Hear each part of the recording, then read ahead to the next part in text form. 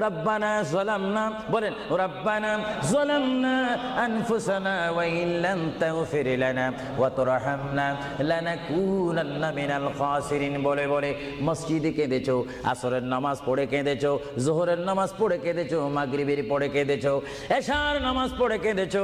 এ বান্দা, নামাজের মুসল্লা যখন বসে যাও, আমি আল্লাহকে তোমরা বারবার বল, আল্লাহ আমার গুনাহ মাফ করে দাও।